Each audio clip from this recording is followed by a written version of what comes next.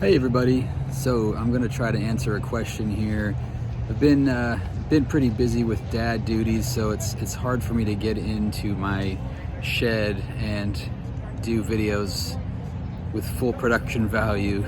So bear with me, but I'm going to try to answer some questions just as I'm able to wherever I'm at.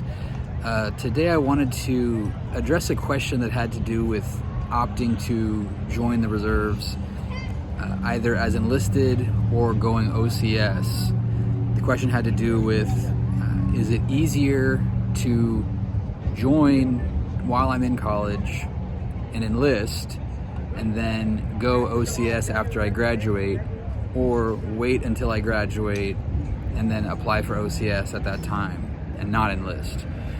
As I say a lot of times, I can't give a straight answer on this.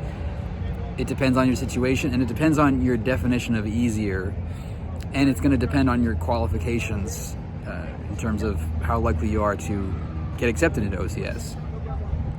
So I'll just start with the first scenario here. Let's say you decide to go enlist while you're in college and then go OCS after you graduate. This is what I did, except I didn't go OCS, but I did enlist while I was in college. So if you enlist in the reserves while you're still in college, the advantages are that you will be able to pay for some of your tuition through the reserves. You will already have a certain amount of years in, depending on what year you're in college when you join. And assuming you have a good supportive command, you will have a leg up in the application process, both because you already have time in service, which gives you some advantage, and also because you have contacts in the service who know exactly who to apply to and what sorts of things they would be looking for in a memo, an application package. So you have that.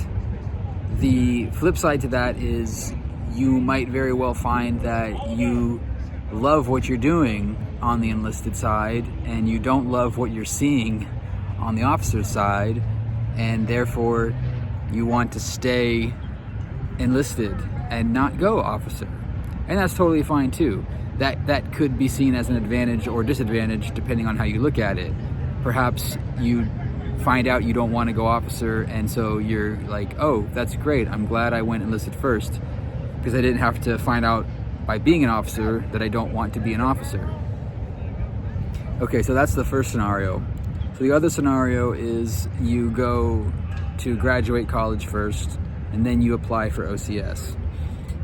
Well, it would be rocky if you're going reserves. So the advantage here is that you're able to focus your education on your education. You're able to focus your time and energy on your education while you're in college, and then you go for Rocky. And honestly, that's really the only advantage I can see, because essentially what happens is the earlier you go officer, the less time you have to make the ranks that you need to make in order to stay in the Coast Guard as an officer. With higher tenure, you have a certain amount of years to make certain ranks in the officer side. So let's say you put in 4 years as a reserve on the enlisted side, and then you go officer. The clock doesn't start until you go officer. So now you only have 16 years that you have to cover to make lieutenant commander or commander, depending on how the years work out. So I know people that went officer earlier in their career, and they're struggling to stay in as an officer because it gets more and more competitive at the lieutenant commander and commander rank. On the other side, I've seen people who served 8 years, made E5 or E6, and then decided to go Rocky, became an officer, and they're a relatively low stress situation in terms of career progression, because no matter what happens, they're going to be able to make the 20 years.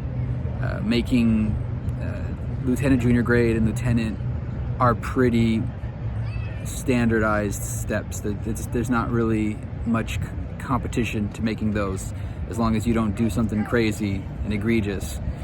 So other than that, I didn't do that. I didn't go Rocky, so I don't have personal experience on that, but I have seen people who went through. I think that your chances of getting in, having served 3 or 4 years as enlisted, will definitely be better than if you were to just go in right out of college. And then of course you have those extra years in to cover for if you do decide to go 20 years and you need to make certain ranks. By the time that clock starts when you make officer, not when you join the Coast Guard. So that's pretty much my thoughts on that. So if I were in your situation, I probably would try to join and then go Rocky later, but that's just me, and that's not what I did, so take that with a grain of salt. The other thing I was going to say is, well, I did say, you might find that you really enjoy life as an enlisted person and you don't want to go officer, so that could have the double advantage of saving you from doing something that you wouldn't have liked. Anyway, I hope that helps, and I hope that this video's audio is decent enough to produce.